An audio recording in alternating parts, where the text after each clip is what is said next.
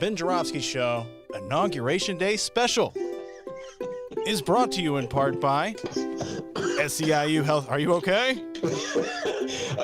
Yeah. Okay, good. It's brought to you by SEIU Healthcare, Illinois, Indiana, the Chicago Federation of Labor, and the Chicago Reader.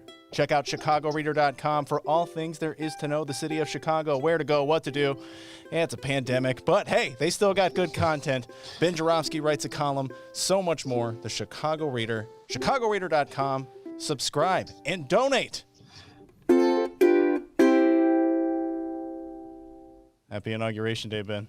Yes, happy Inauguration Day to you too. By the way, we spare no expenses for a high-class production here, okay? It's Inauguration Day. We had the guy in the ukulele, all right? We were up early trying to figure out what we're going to do. Actually, I was up early, D, today shoveling. Oh. I was excited. Nice. I got up at the crack of 8 o'clock, which is early for me. Got out there. Hey, shovel, shovel, shovel. Yeah, my chopping wood is your shoveling snow. That is what it is. It is what it is. Very what interesting. It is. All right, you do have a song of the day, and it is from Frank. Yes. I don't think I've heard this song. Buy My Baby by the Ronettes. Oh, the Ronnie and the Ronettes? Yeah. Bye, baby. Yeah. Buy My Baby. Not like, hey, you want to buy my baby? Not like that, but like, you know, buy my baby. Bye, baby. It's a Phil Spector song, obviously. Phil Spector died the other day. I'm not going to have any moment of silence or prayer for him because that guy was total scum, but bye, baby. Baby, bye. Did you say buy my shmaybe? It's something like that, okay? How about if I sing in honor of Garth Brooks? Oh, me. Sing grace, how sweet, blah, blah. I'm not going to sing anymore because I'm destroying a great song. Garth Brooks did a hell of a job, by the way, D. Shout out to Garth Brooks. He's going to be on the show next week. Oh, that is a lie. The Ben Joravsky Show starts now.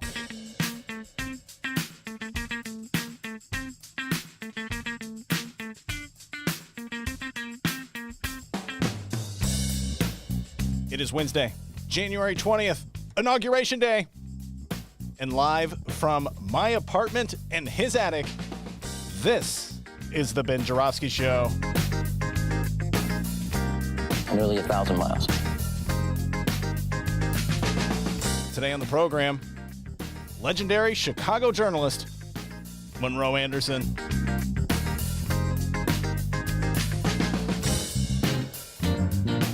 And now your host, Chicago Reader columnist Ben Joravsky. Hello, everybody. Ben Joravsky here. We're calling this He Wasn't My First Choice, but I'll Take Him Wednesday. And here's why. Joseph Biden is president of the United States. That's why. Woo, yeah. Woo, woo. Those are sound effects of joy. But I'm going to do the big truck like it's a Jesse Sharkey press conference. I won't lie to you, folks. Yes, it's true. Joseph Biden was not my first choice. Now, before we just soak up the joy of this moment, go back to those glorious days of the summer of 2019 before the pandemic, when Dennis and I were in our beloved little studio at the Sun-Times, and all the great minds from our little political universe stopped by to gab. I'm just going to run down a few of the names, just a few of the names of our dear friends who stopped by to pontificate as to who would be the best choice for the Democrats to choose to run against Donnie Trump. We had Candace Castillo, we had Jacob Kaplan, we had Stacey Davis Gates, we had Danny P., we had Leticia Wallace, we had Samina Mustafa, Atiba Buchanan, David Seaton, Smile Kemp Lassen, Michael Udrich. Who else? Oh, Ramana Hussein, Mick Dumke, and Maya, and everybody. All these people, all these politicals gave us their opinion as to who their favorites would be. Well, of course, not Mick, Maya, Romana, because we're journalists, Ben, and journalists don't tell things like who we're going to vote for. All right, Edward R. Murrow. Like any one of you is going to vote for Donnie Trump. Who are you kidding? If you recall, we had top fives. Everybody had to rank a top five. Remember that, D? Those good old days? Dennis's top five consisted of Bernie, and Andrew Bernie. Yang. Oh. What's that? And Andrew Yang. Oh, yeah. Okay. You threw Andrew Yang in? I Hey, forgot you seem that. like a nice feller. My top five varied from day to day, as I've been known to change my mind from time to time. But generally, it was Bernie, Elizabeth Warren, Kamala, Andrew Yang, and then Cory Booker. Snuck in there at the end. Leah, a little shout out to you. She was right. Cory was a good guy. Come on, D. But that was then.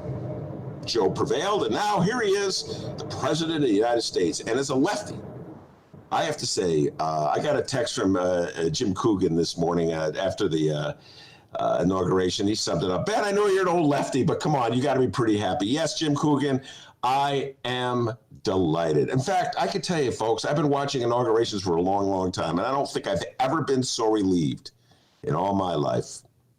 It's not so much that Joe Biden is in, let's be honest, as Donnie Trump is gone.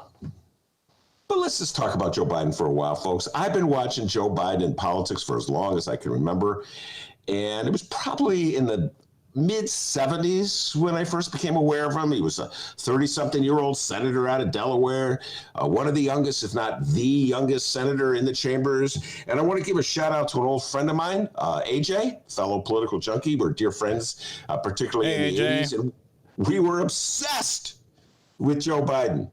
Obsessed with Joe Biden, ladies. This is long before it was fashionable.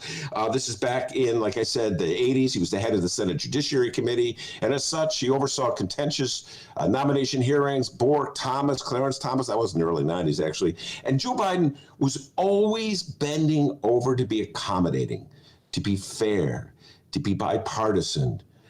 We had this bit we used to do, like it came out from the Thomas hearings. Joe would always be trying to make Clarence Thomas feel at home and welcome and, appreciate it, if you will. And Judge, you call Judge. Are you settled in, Judge? Are you okay, Judge? And then we would take it from there. Would you like a pizza, Judge? Do you prefer pepperoni, Judge? I enjoy mushroom, but if you want sausage, that's all right with me, Judge. We would do that bit, D, crack up. We thought it was so funny. It's before I had a podcast. So I was just doing stuff like this for my friends. I never, ever thought he'd be president. He had a moment in '88 he ran. I remember that campaign. And he stumbled. He got in trouble for plagiarizing a speech. He got ratted out by someone in the Dukakis campaign. And that guy from the Dukakis campaign had to step down. Can you believe how different the time was? It was considered scandalous for one operative to leak damaging info about another candidate. Ladies and gentlemen, I got to tell you, I get damaging information about one candidate every day from operatives, all the time. Now we have President Trump tweeting. New York Times ran a voluminous compendium of all the people that Trump has trashed in his tweets over the last 5 years. Biden, Hillary, Obama, CNN, the New York Times, Dr. D. The list goes on and on and on. Just see if you're paying attention there, D. That happened. And just to think, that's where we are now. And back in 1988, it was considered undignified for a political operative to leak damaging goods about an opponent. My, have the times changed. I remember Biden running for president in 2008.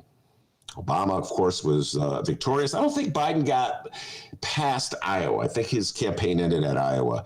He got clobbered there. And that's it for Joe Biden. Never thought he'd be president after that. But Obama rescued him, named him as his running mate. And I was in Iowa that day when the announcement was made. I was helping my daughter. I was working for Obama. I remember Biden scurrying up to the stage to join Obama. And he was like the perfect running mate. Old Joe, the white guy from Scranton, just what Obama needed to try to demonstrate that he wasn't some radical, dangerous black militant from the south side of Chicago. Yes, he was the perfect vice president for Barack Obama, the wingman. When Obama got in hot water for no good reason at all, Joe was there to help him out. I remember this particular moment. Henry Louis Gates, you remember this, folks. had a run-in. The distinguished history professor from Harvard had a run-in at his house with a Cambridge police officer. Henry Louis Gates ended up getting arrested.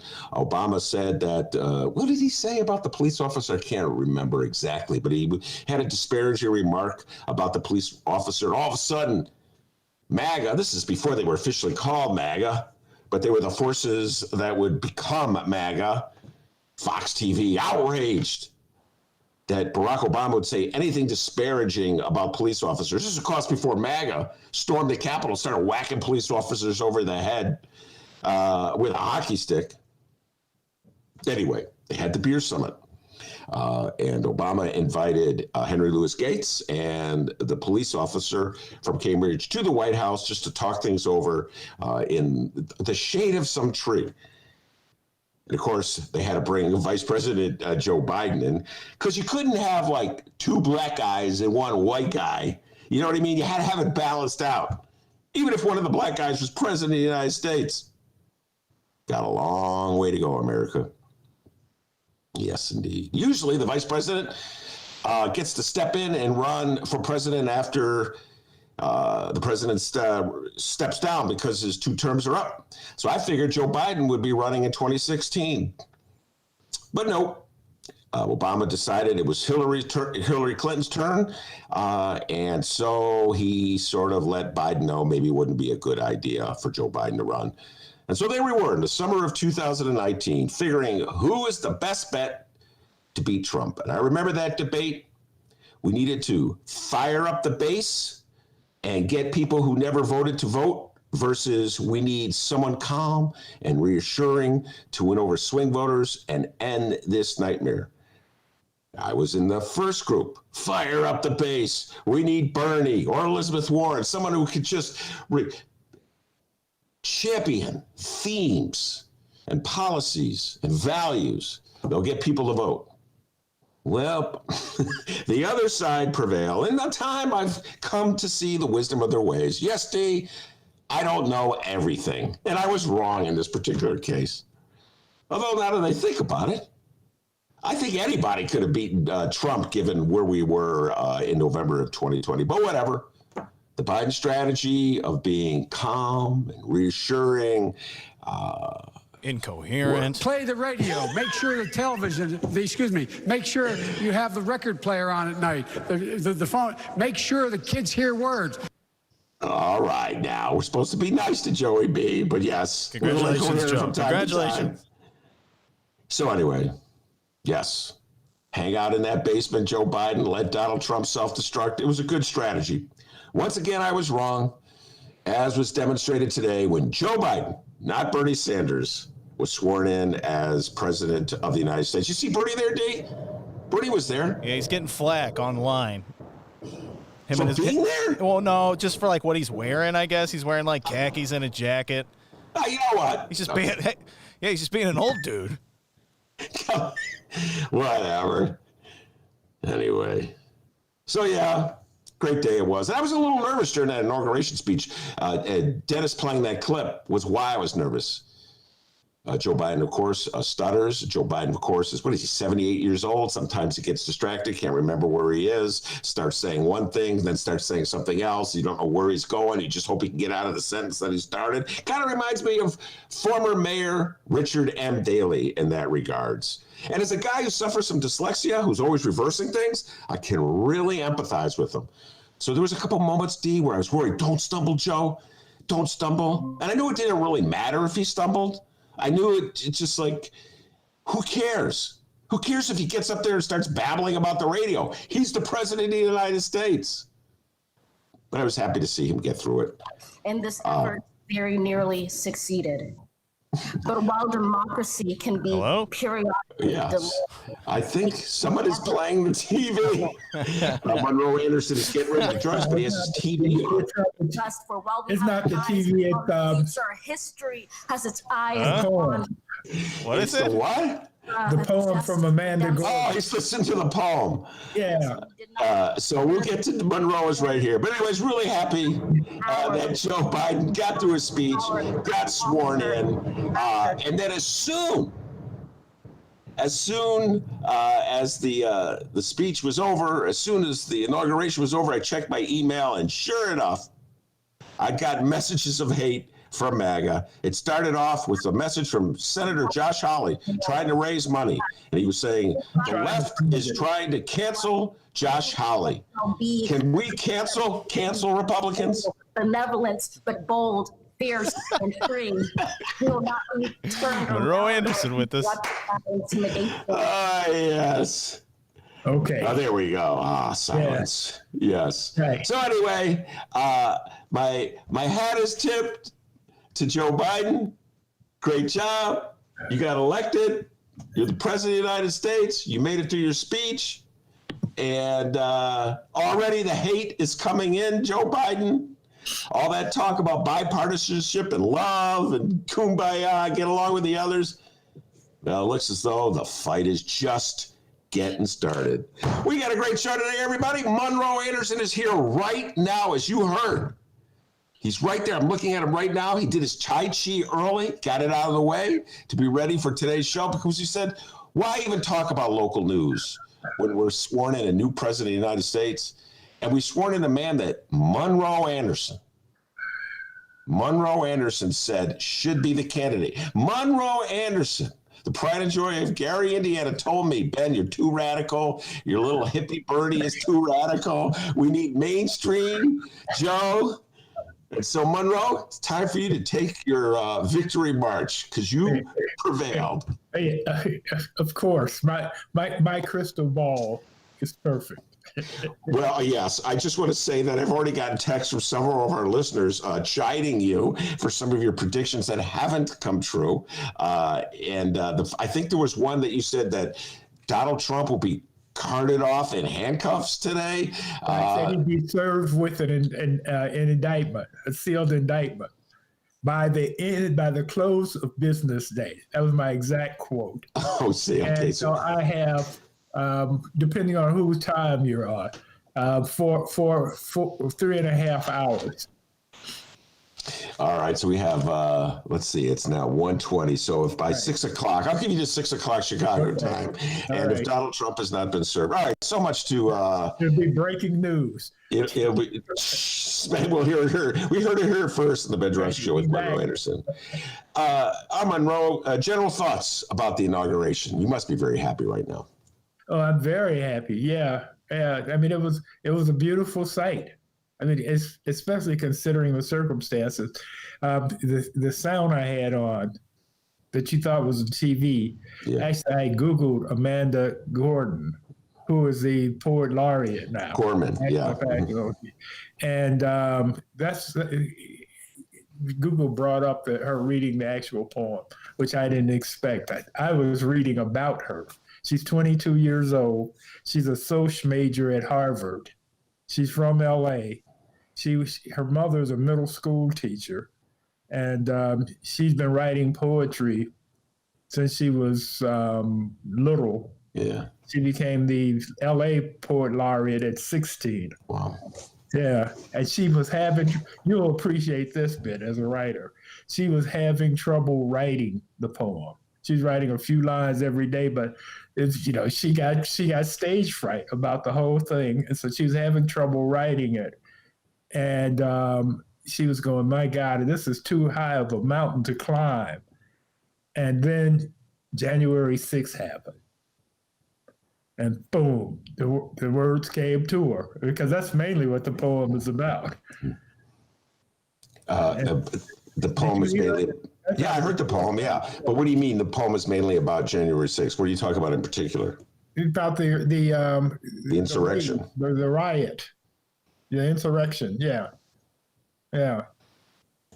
Go ahead. Yeah. So, and she has all these references to it in the poem, which are very good. Yeah, no, it was an excellent poem. But before we get to what went down in the inauguration, let's start with with Donald Trump. Where else would we start? It's been 4 years of you predicting that this day would come when Donald Trump would no longer be our president. And it wasn't 4 years. It was probably 3 years and 9 months. Okay. All right. 3 years and 9 months predicting it. And it seemed like at the very end, Yeah. we'll get to Joe Biden, but we cannot forget Donald Trump because Trumpism is still very much here, Monroe. It seemed at the very end that Trump was sort of like, trying to redo his presidency. I watched that speech that he gave this morning. It's the second. Yeah, I finally got it. It's the second speech he's like given in the last 24 hours. All of a sudden, he's just like giving all these speeches to try to undo the damage of the last. No, what he's trying to do is create the legacy that he would like to have instead of the one that he has. And so he's talking about all this great, wonderful things he did, which is a lie, a lot of it.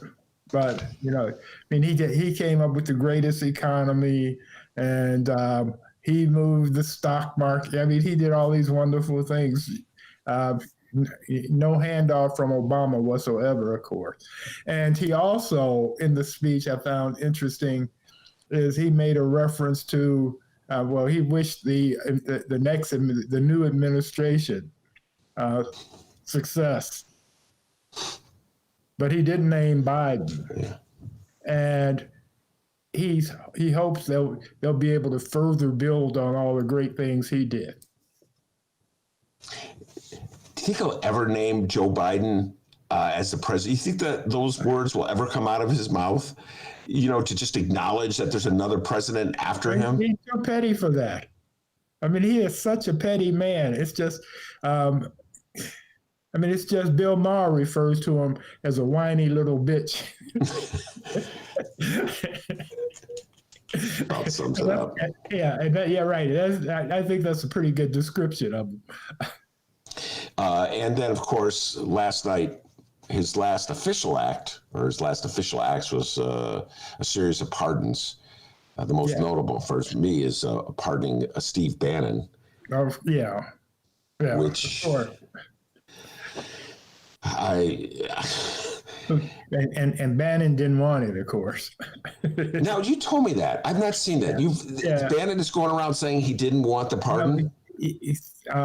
I heard a report that said he said he didn't want it. I don't believe that for 2 seconds. Yeah. If he didn't want that pardon, he would have turned the pardon down. Right. Don't pardon me. Well, you know how Brer Rabbit goes. Don't throw me in that briar patch. Yeah. No, Steve Bannon, this is a gangster move at the end. The gangster takes care of, just think about it, everybody who didn't rat him out got pardoned. Michael Flynn got pardoned. Bannon got pardoned. Right. And Roger Stone got pardoned. And and then anybody who. And Trump may have pardoned himself and his family. What do you mean? He may have done it. Okay, this is the thing. He does not have to name everybody he pardoned. He can just pardon you. And he doesn't have to name it. And it only becomes necessary if you get charged with something. And then it's your secret ace in the hole. There's like, excuse me, but I've been pardoned by the President of the United States. And you use it then. But he does not have to name everybody he pardons. All right. I have a hard time. My theory is that he pardoned his family and he pardoned himself. And he didn't name those pardons because he didn't want to piss off the Republicans who are about a centimeter away from impeaching him. I mean, convicting him in the impeachment. And so he didn't want to upset them. So he did it on the QT. And then what will happen is when the feds come marching in with the indictments, then they'll all go, no. Here it is on paper, because all he has to do is write it down and sign it. Wow. In fact, if Twitter hadn't taken his account from him, he could have just tweeted it. He could have tweeted out his part. Right, exactly. It just has to be known some kind of way. And so you will see, but We'll find out when the indictments get unsealed. Is there, unless there's some way that they can have states do all the indictments, right? And then this pardons.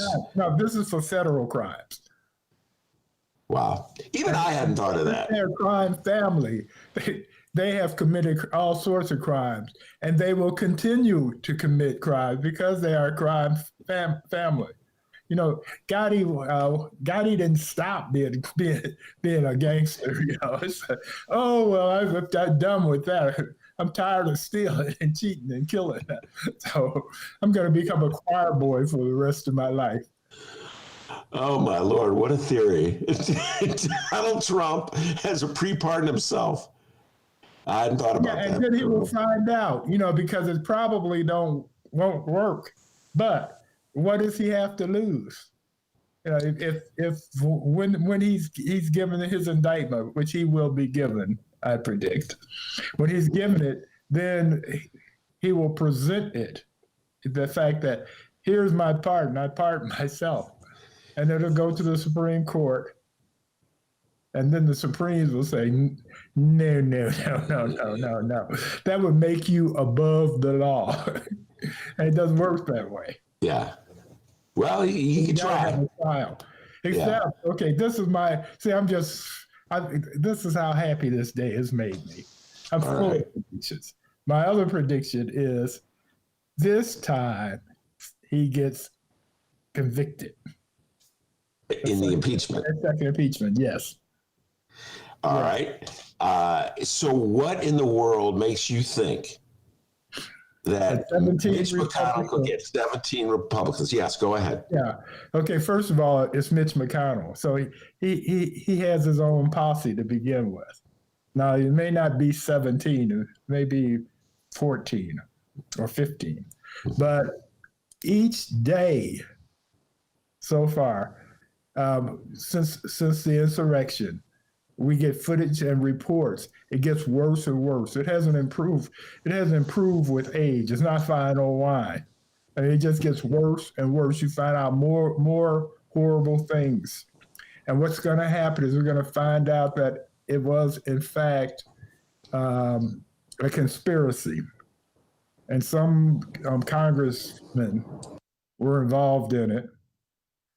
And so it's going to get to a point where the Republicans are going to have to get rid of him. Plus, Mitch doesn't want him there. Yeah. As long as he's there, and because Mitch will be the number one guy right now, and Mitch wants to get his leadership back as the leader of the Senate, and he's thinking he can get it back in 2 years because normally you get the party that's in the White House, they lose the midterms the first time out. And so Mitch is thinking, well, I can get this back in a couple of years.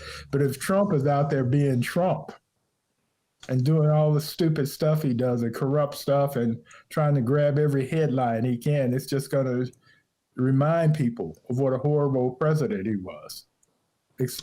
American people, they're the patriotic Americans. The Trump nuts are going to be the Trump nuts.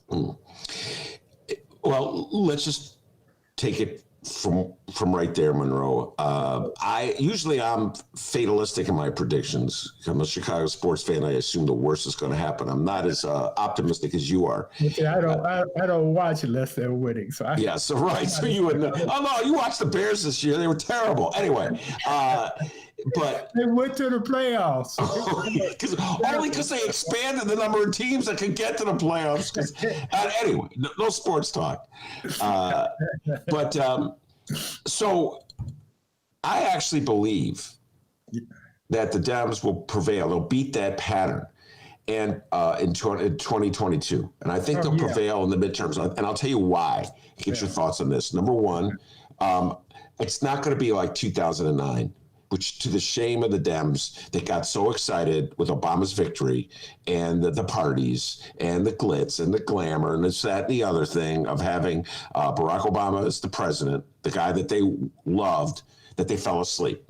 No, I don't. People aren't sleeping in 2020. I disagree with you on that. Go ahead. Okay, in 2009, what we got was Obamacare, the ACA, and the Republicans made that their bludgeon, and they beat Obama and the Democrats down with having passed Obamacare, and it was gonna take everybody's insurance, and it was gonna kill old folks and all the lies. I mean, they were doing the lying back then, and they did it effectively. Where I'm trying to remember now.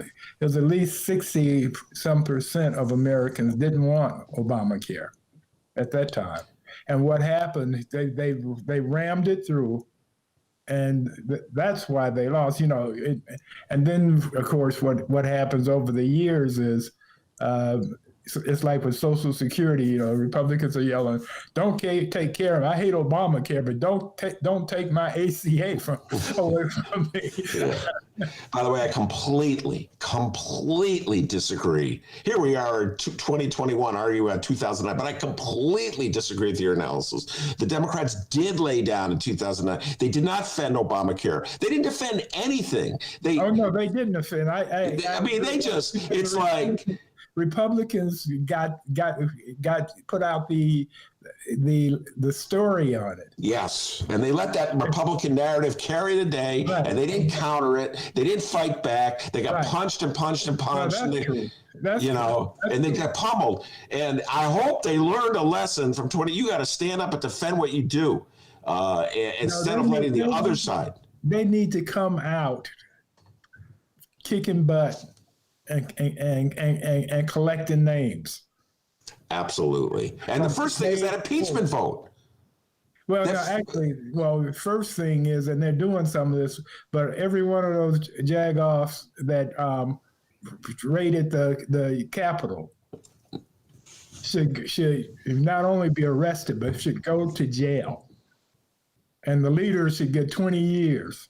And the congressmen who helped them should get, first of all, expelled from the House or the Senate, and then go to jail. Yeah.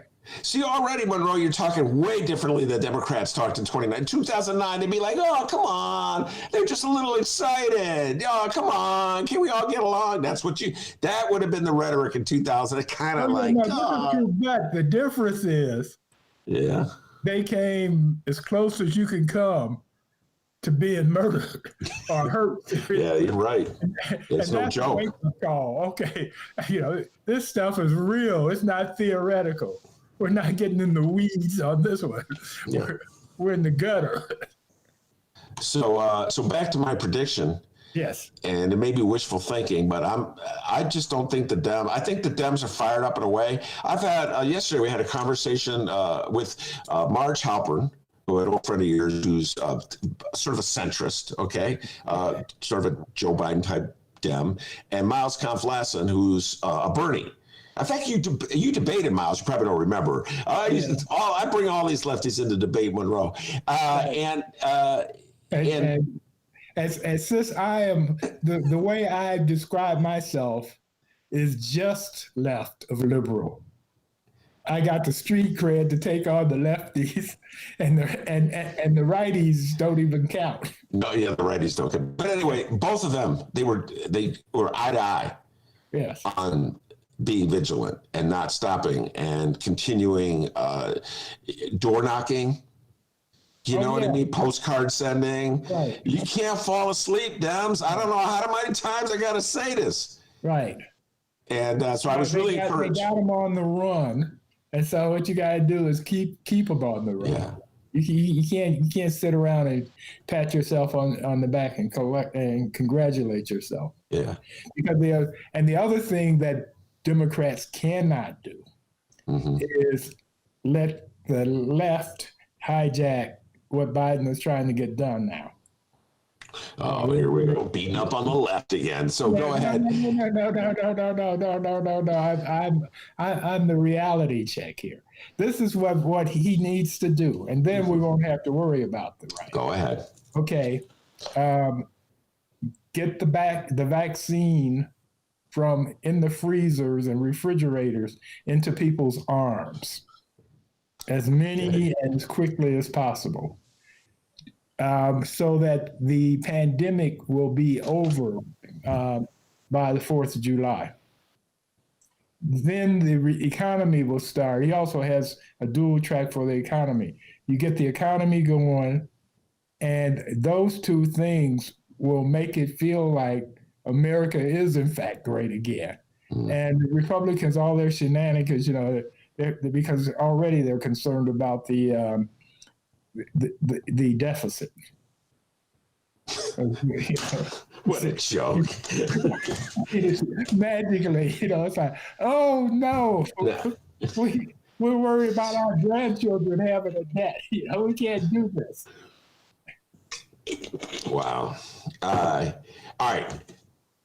Before I defend my beloved lefties from centrists, I have to say, right now, I'm a leftist, but I'm a reasonable leftist. Yeah. I'm not one of these sky dreamers. Okay, folks, you should know, Monroe is as far left as I am. He's like one of these lefties that comes on the show and then acts like he's Mr. Center, okay? I can name a lot of other names, but they're journalists who are hiding and don't want to know how left they really are. But I'll do it for my old friend Monroe. He's a lefty, just like I am. There's really nothing. Well, first of all, what you said, that's number one on the list, is something that everybody, except for MAGA, who's insane and doesn't think there's a real pandemic out there, would agree with. And that's, we need the vaccine. So left and center can agree on that. That's not even open. Yeah, so when it's done, then that will make all the difference. Yeah. In and of itself. And, I trust that Biden will be able to do it. This is the other thing. And this is why I came to support Biden over your beloved Bernie. and again, I like Bernie. I'm not a Bernie hater or anything, except, again, being a realistic liberal, I figured Biden will do for the situation. And okay, Biden is, in fact, the most qualified president in any time. I mean, he's been in government almost 50 years. He's lost the run for president twice, but he knows all the players and they know him. He's as skilled with dealing with the Senate as LBJ. But the difference between Biden and LBJ is they like Bernie. I mean, Biden. Yeah. They didn't like LBJ. LBJ was a jerk.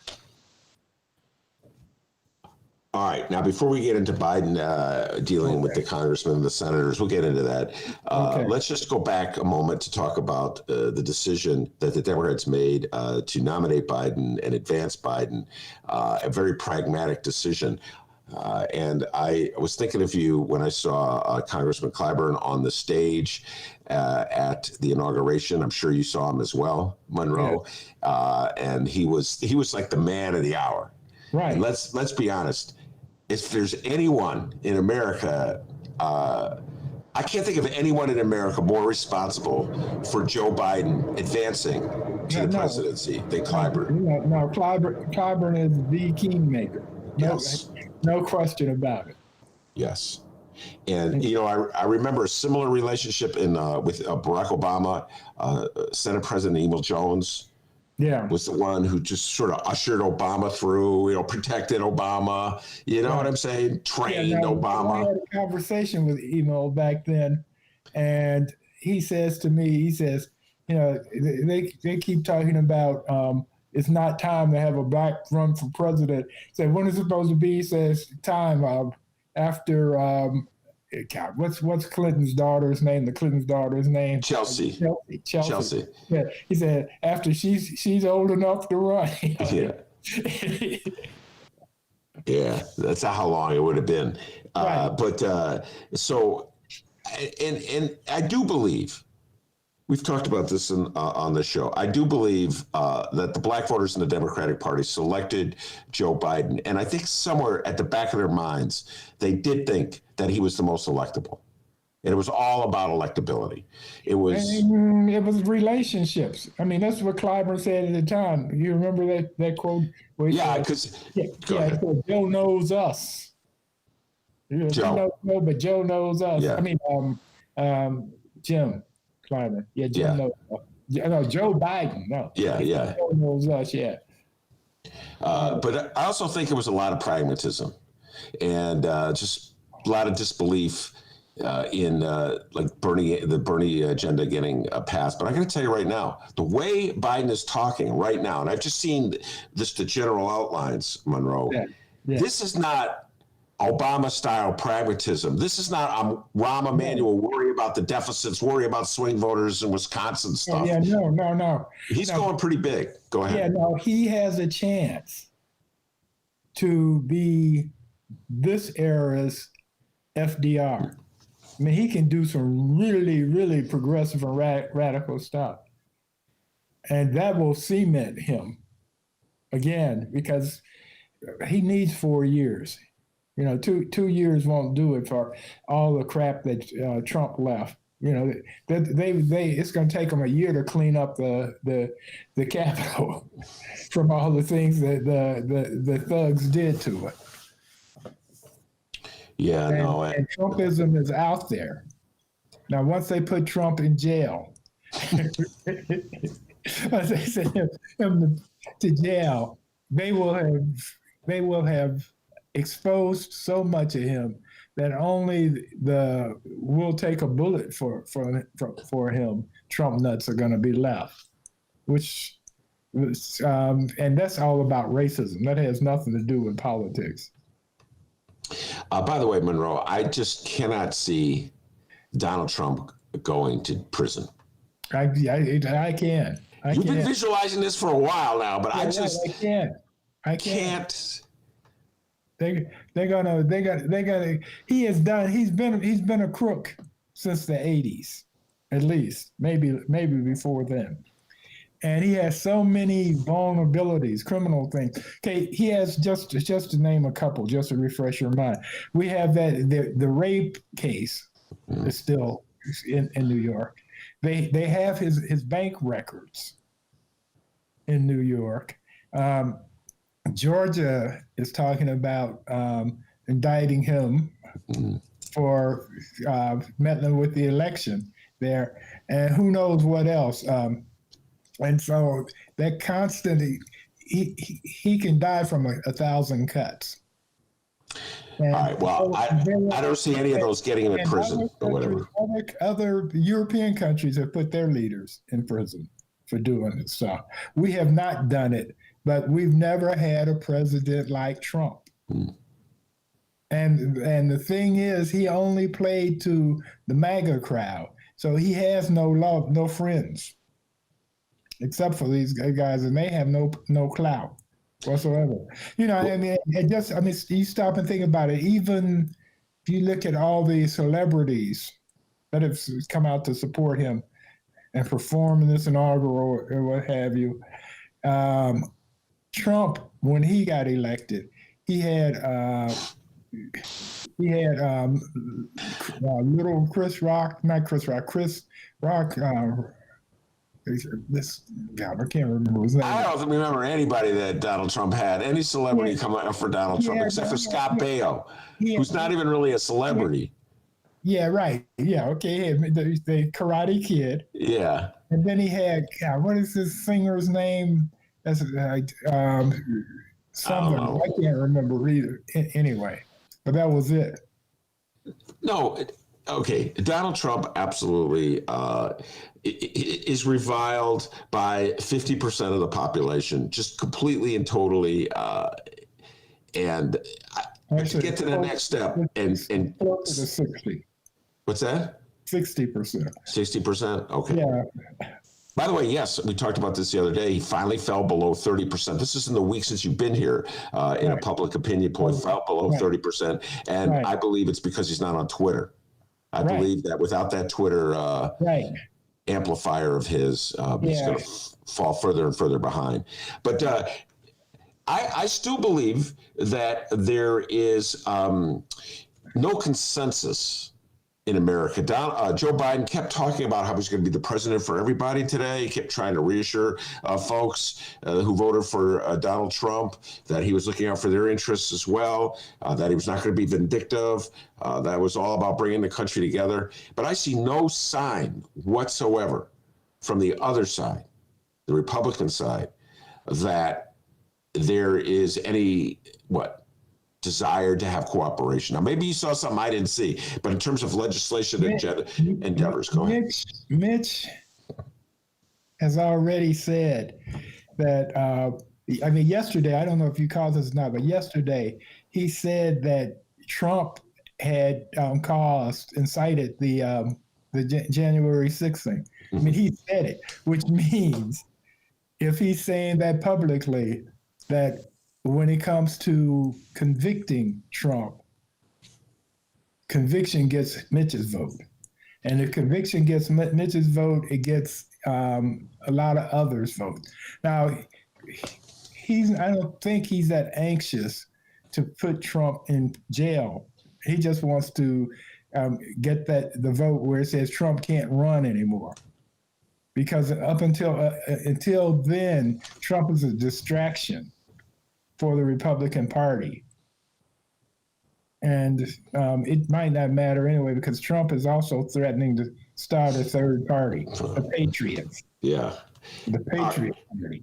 But the point I was making, yes, we will have this open debate for a while now about the impeachment, and will 17 Republicans, can Mitch McConnell round up 17 Republican votes to convict Donald Trump? And I can make the very strong argument that it's in the Republicans' best interest to officially convict Donald Trump, to remove him as a candidate from their party ever again, and they can just cut the cord with Donald Trump and move on.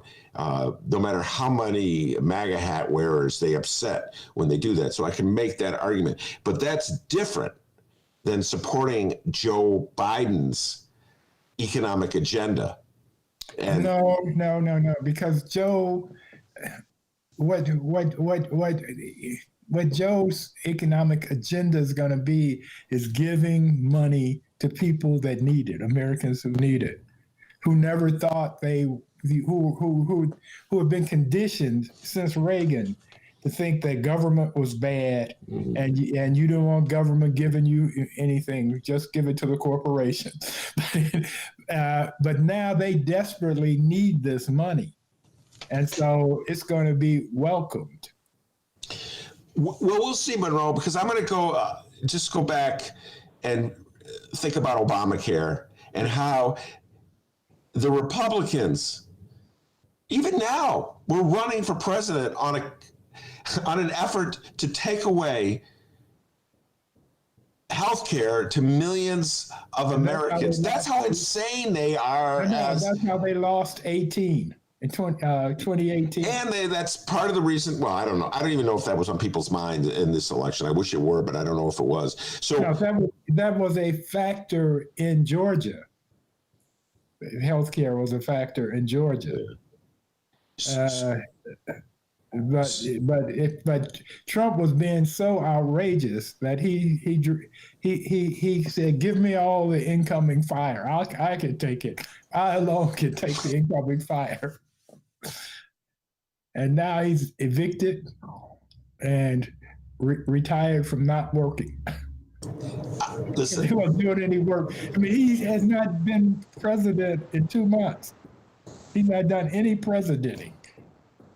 Just a lot of whining and trying to have a revolution to rob steal the presidency from Biden. Well, this will be the challenge for Biden and the challenge for Democrats. And I hope this is where they play it differently than they played in 2009, not just to advance their proposal as to why it's good for America, not just to promote that, but to counterattack anybody who tries to besmirch it, to engage in a political debate instead of pretending like the political debate does not exist, to actually stand proud for what they're doing, as opposed to pretending as though they have a bipartisan support, when they didn't have any bipartisan support whatsoever from Obamacare. And your point's well taken. By 2010, insane Republicans were voting for Republicans on the grounds that they opposed Obamacare, even though it helped them. So I really think that... Okay, a couple of factors. Just Kamala Harris. She is not going to just sit quietly back and let them do a Republican thing on her and their program. And you may not agree with me so much on this one. Oh, but let's go. Yeah. The Mayor Pete. Mayor Pete. Yeah. I saw him up there. Yeah. Okay, he's a transportation. Yes, he is. Yeah. Mm-hmm. But they don't have anybody who's better at making their arguments than he is. He is very good. He goes on Fox. The rest of the Democrats are either afraid or thinks it's beneath them. But he goes on Fox and kicks butt. Wait, time out. Now, see, Bernie went on Fox before, and then Pete went on Fox. Bernie was the first to go. Remember, Bernie was championing Medicare for all, and Fox got a ovation, and people were like, "Oh my God, that's astounding." So let's give Bernie. Don't hate on Bernie. Bernie went on Fox. Oh my God. Uh-oh. Potential spam.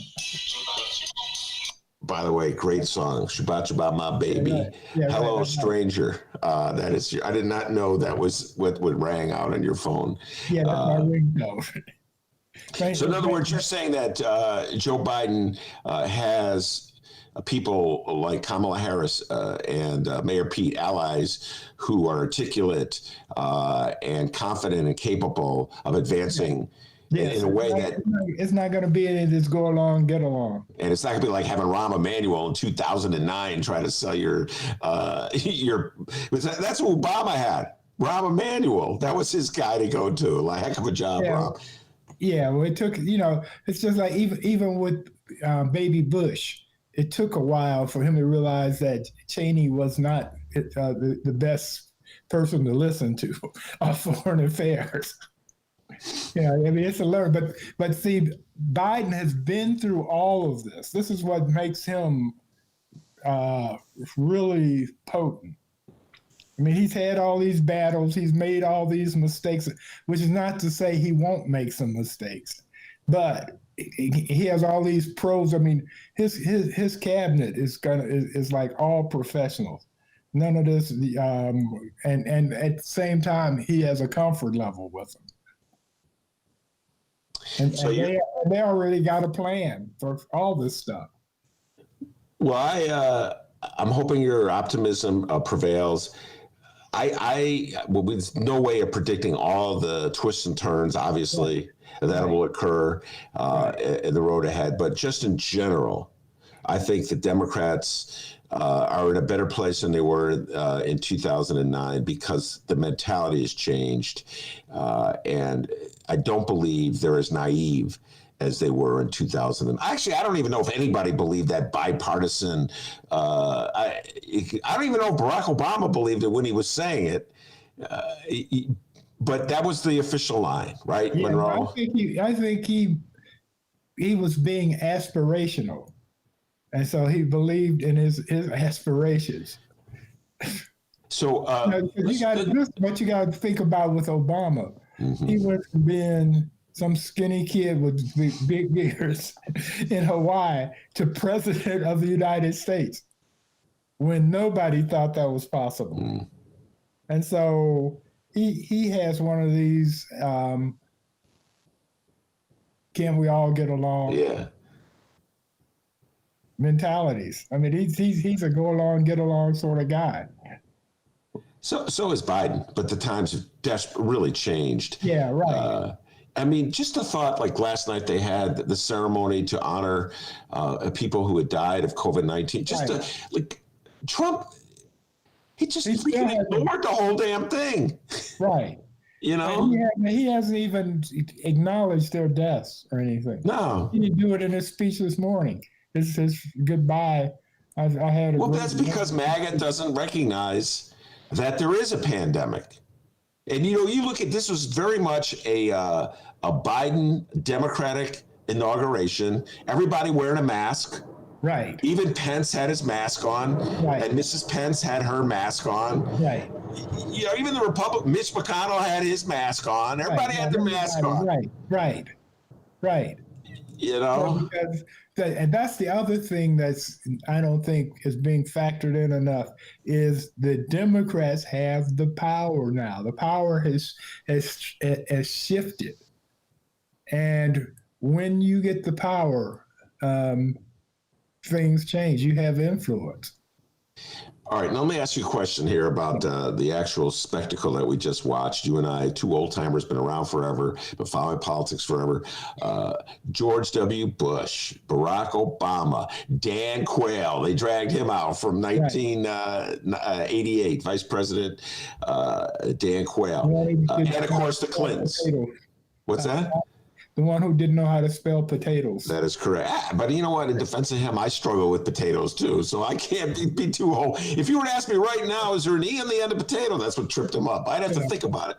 Right. I was never a great speller. But yeah, Dan Quayle. So you can't be president either. Well, it didn't stop him from being vice president. You can't spell potatoes either, but... Did Quayle run for president? I'm trying to remember. Did he ever actually run? He ran it like but he didn't last long. He did. He ran in '96 and he lost it all. Yeah. All right. So did you have any kind of what's the word? Nostalgia for any of them? Did you have, like, when you saw any of them on stage? Did you have a moment like, oh man, I miss this person's leadership? No, Obama. Yeah, Obama. And to tell you the truth, even baby Bush W, to some extent, because Trump was so bad, you know, and Bush was dumb, but he was a likable guy. You know, like they used to say, you could have a beer with Bush. I'm going to vehemently disagree with you here. I would argue that George W. Bush was a more destructive president than Donald Trump. Two wars, completely unnecessary wars. Okay, let's take that argument up. Okay. My question to you is, how many people died in those two wars? Oh, God, I don't know. If you add up both all sides, thousands and thousands of people died. No, Americans. Americans. Wait, the other people don't count? They don't count? Iraqis don't count? Okay, well, but what's your point? How many people died from the valid point. Valid point. Look, you know what? You know why it's unfair? Because it's so hard. Then it looks like I'm defending Trump. Under no circumstances. You are. I know, but it's like a kind of a weird backwards defense of Trump by saying how bad Bush is. Right. But when I think of Bush, Bush, I wrote a piece when I was writing a column for the Sun-Times. Back in like 2006 or something, I wrote a column about Bush, and at that time he was the worst president ever. Yes, and I remember your columns in the Sun-Times. You were so lefty in those days. I'm just throwing that out. I read those columns. Right, I know. Anyway, you were as lefty as me. That's why I lasted about as long as you did it. For the same reason. Yeah, right. Yeah, man. You got that right. I'm not going to, you know what? I'm not doing this because I don't want to look like I'm offending Donald Trump. I'm just saying, when I see George W. Bush, I don't. Okay, Ben, you can fess up. Actually, you're a closet Trump lover. you got a MAGA cap in your closet, and you wear it around the house. You don't want to be seen in public with it. Oh my goodness! You know what? But you watch the Bears lose, right? I took a picture. I remember this Monroe. I remember this so well. 1983, having a conversation with a friend of mine where I worked at the time, a black woman. Yeah. And when right after Harold Washington. Yeah. And I said, well, I voted for Harold. She looked at me. She goes, how do I know? You know what I'm saying? It's like, and I'm like, I understand where you're coming from, because what was it, like 90% of white Chicago voted against him. So I understand what you're coming. I totally wasn't offended by it. I laughed. I got it. Mary Washington, if you're listening. But this time around, I got to tell you, Monroe, I think I told you this already. When I punched that ticket for Joe Biden, I took a picture of it, because then I still have it on my phone. I want the whole world to know. It's photoshopped.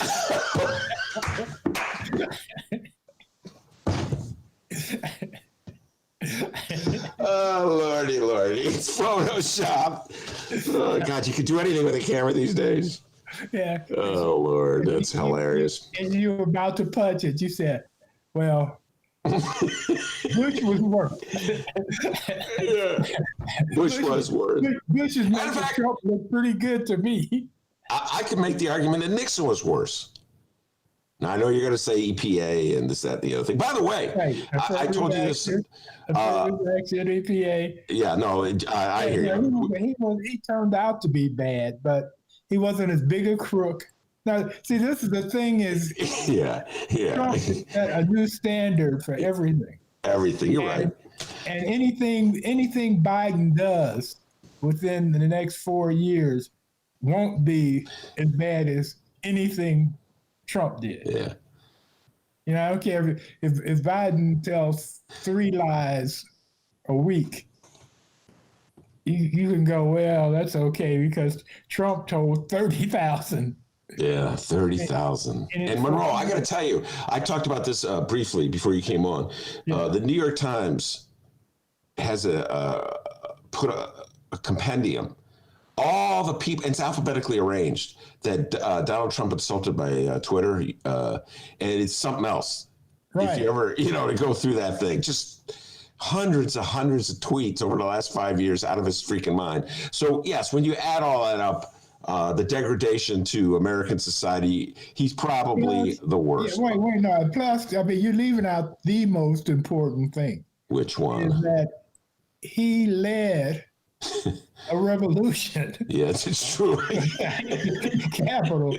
Yeah, there is that. Yes. All right. Yeah, you convinced me. Yes, the bar is low. The bar is low. Democracy stuff. Democracy stuff at all. We're gonna keep me in office. All right. So I didn't really have any. In fact, the only president that I have a fondness for, and this is really bizarre, is Carter, Jimmy Carter, and the Monroe. I told you about this. You don't have Hulu, but I'm urging everybody to watch Mrs. America. I just thought it was fascinating series on Hulu about the ERA fight, but it's really about politics in the 70s and how we evolved. We went from the Nixon moderates, that's what they were basically, I know it sounds weird, to Reagan hardcore. And there's that moment at the end where the Bella Abzug character says, this just set us back 50 years. And it's, it really is true. The fights that we've had subsequent to Reagan are fights for just like the basic values that you would think we uphold to, like government helping people who really need it, as opposed to government being the enemy, as you pointed out. No, we're still living under the Reagan era. But yes, we are. We're living under the Reagan era. So I can argue that Reagan's worse than Donald Trump. But I'm not going to make that argument. I'm just going to say, all right. But in that series, it makes it clear that Jimmy Carter, in order to try to defeat Reagan, was constantly moving to the right. And and it brought back memories in my mind about how disappointed I was as a young lefty with Jimmy Carter. And now Monroe, here it is, as an old lefty. Yeah. I love Jimmy Carter. Isn't that bizarre? My attitude. I always liked Jimmy, but my thing was that he meant well, but he was incompetent. And he screwed up a lot of things. Remember when the killer rabbit attack? Oh yeah, I remember that. Yeah, I remember that. Yeah. But he had all the. Remember when he lusted in his heart?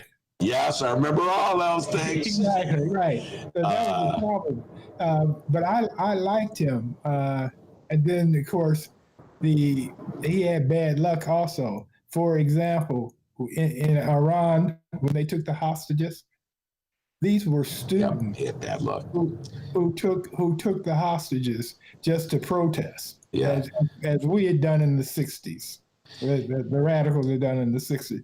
In the 70s, they took them to protest, but then Nightline came on. Yeah. As a result of it, with Ted Koppel doing a countdown, day one, and they were on American TV every night. Yeah. And it was like, whoa, look at us. Yeah. So it continued until the election, and Reagan cut a deal with. Yes, he did.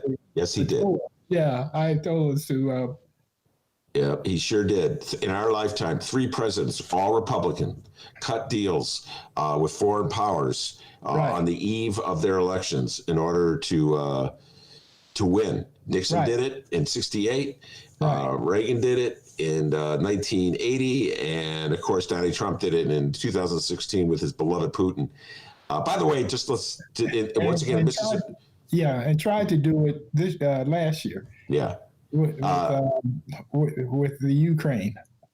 Yeah, yes, right. How can I forget that? Impeachment number 1. Right. By the way, just have to mention the Shah of Iran that set off that whole Jimmy Carter. You talk about bad decisions, allowing the Shah of Iran to come into this country when he had cancer. That did not help. Anyway, all right, enough reminiscing. But the point is when Biden gave a shout out to Jimmy Carter, I don't know, when Rob was like, "Oh, Jimmy, yeah, JC, I love you, man." Right. Well, he wasn't there. Yeah, Jonathan Arthur has a book on Carter.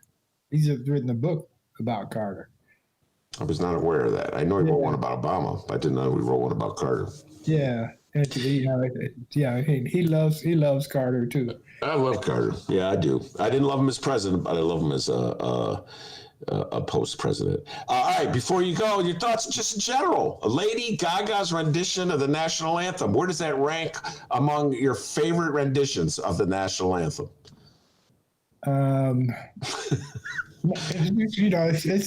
It's a B.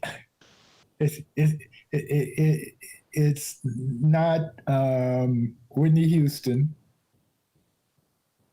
It's not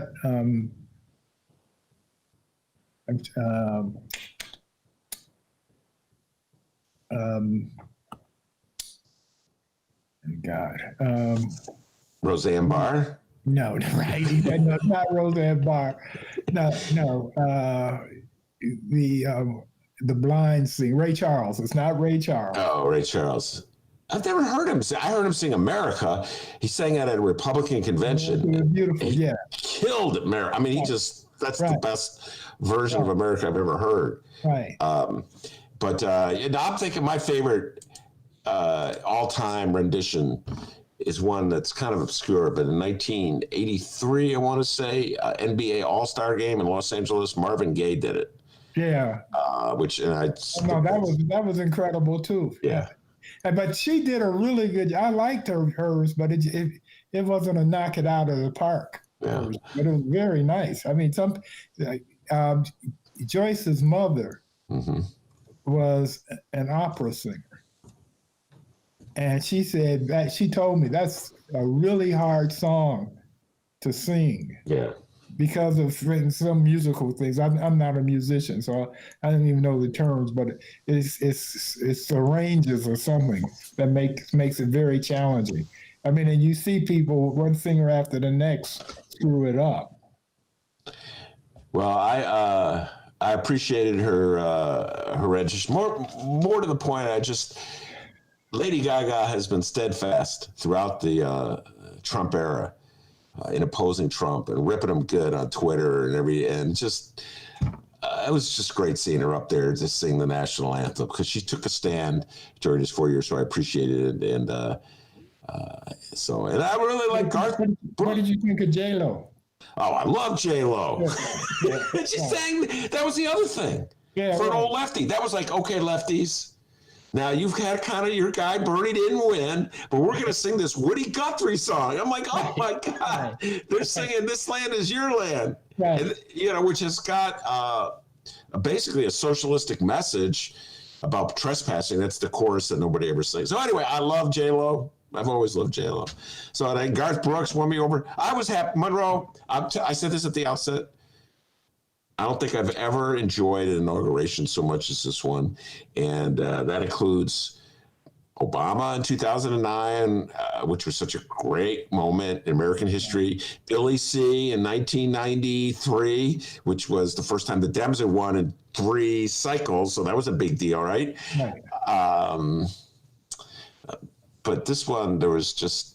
Well, this is because this was the Save the World. Yeah, this is right. Seriously, this is the Save the World inauguration. Yeah.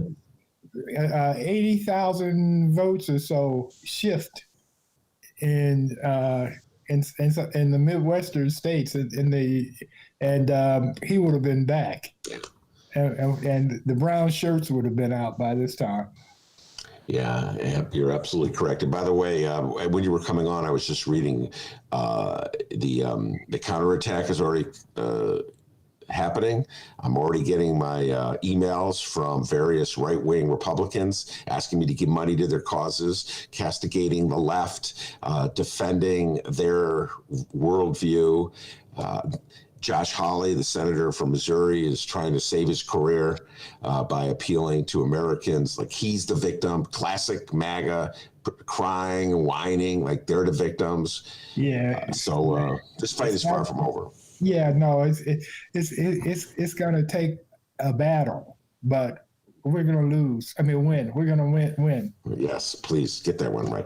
All right, Monroe Anderson, our special inauguration special with the great Monroe Anderson. He waited 4 years to be victorious, and you prevailed. Some of our listeners pointed out along the way, a prediction that didn't come true, but ultimately your prediction. Which one did they say that you can't talk about my predicting that Trump will go to jail? I think the big one is that you predicted Mississippi and Alabama would go for. Yeah, but I do.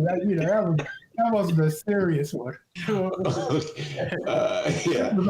I was sky dreaming on that. Okay. And Sergio, of course, predicted Utah would go for Biden. So we're not going to call that one up. All right, Monroe, stay safe and sound. We'll talk to you next week. All right. All right. That's the great Monroe Anderson. He's celebrating is just beginning at his house with Joe Biden, President Joe Biden. What you got for me, D? Any updates? It's our Inauguration Day special with Monroe Anderson. Little local news going on, but I say we save it till tomorrow. Just call it an Inauguration Day. All right, very good. I want to thank Monroe Anderson for being such a good sport and coming on and having me call up all the predictions that didn't go right. And, of course, thank the man, the myth, the legend, the pride and joy of all Illinois, without whom the show would be possible. As Monroe, Joe Biden, and Donald Trump Jr. will tell you. Back home in Alton, they call him White Lightning. Not true. See you tomorrow, everybody.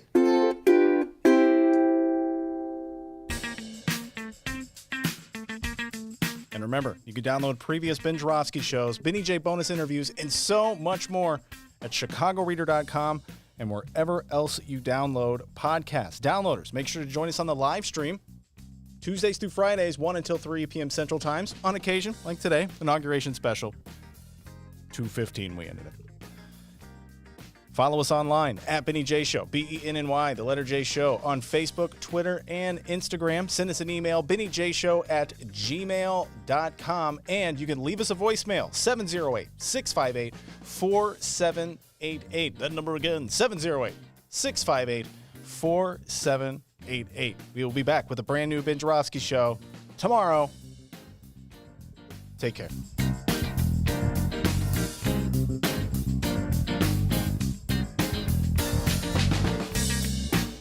I just biked around Lake Michigan. Nearly 1,000 miles.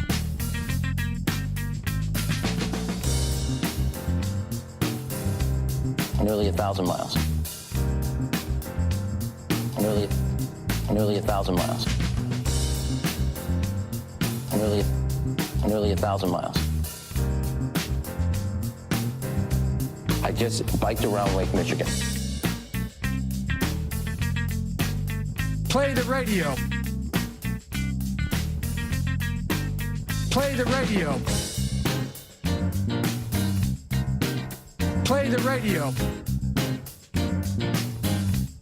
Nearly 1,000 miles.